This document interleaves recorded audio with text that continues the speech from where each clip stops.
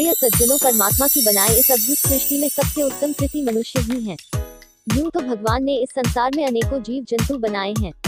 सभी जानवर जीव जंतु को जोड़े के साथ ही बनाया है, जैसे ऊंट व ऊँटनी का जोड़ा, हाथी व हथिनी का जोड़ा, मोर मोरनी का जोड़ा, यहाँ तक कि छोटे से छोटा जंतु भी जोड़े से ही बनाया है।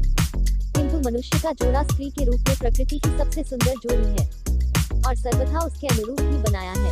जोड़े बनाने के साथ ही उस कुशल कलाकार ने एक दूसरे के हृदय में परस्पर प्रेम, आकर्षण और सम्मिलन की भावनाएं भी उत्पन्न कर दी है, ताकि दिन प्रतिदिन सृष्टि बढ़ती रहे। स्त्री प्रेम, सौंदर्य और विलास की खान है। किंतु क्या कभी आपने सोचा है कि इस अपूर्व आनंद का मूल उद्गम कहाँ है? वह आपके ही शरीर में स्थित है। संसार के उन तमाम सुखों का अस्तित्व मनुष्य के वीर्य पर ही निर्भर है।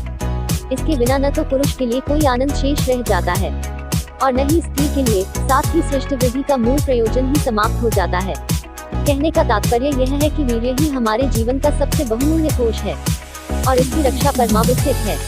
किंतु आज के संसार में तनिक आंख उठाकर देखिए तो ज्ञात होगा कि भगवान की इस देन का मनुष्य कितना दुरुपयोग कर रहा है।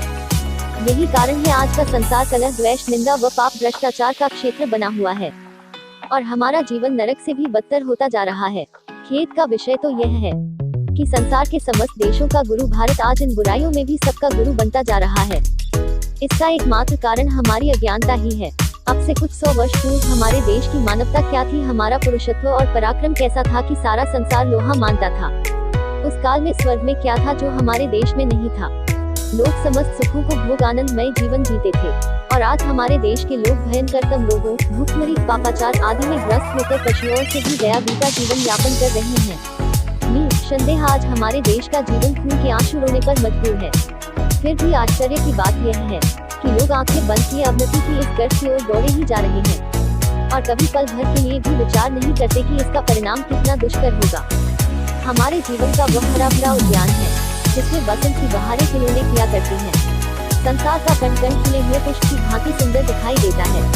चारों ओर सृष्टि की सुंदरा ही सुंदरा दृष्टि गोचर होती है, लेकिन वह यौवन आज हमारे लिए एक सपना बनकर रह गया है।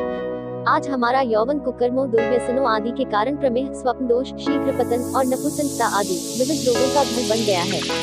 हमारे चेहरे पीले और मुरझाए हुए, आंखें गड्ढे में घुसी हुई, शरीर नितांत अशक्त, दृष्टिगोचर हो रहा है और संसार में हमारे लिए कोई रस नहीं रह गया है, कोई सुख नहीं रह गया है। ऐसा क्यों? आगे की जानकारी के लिए मेरे चैनल को सब्सक्राइब और शेयर करें प्लीज।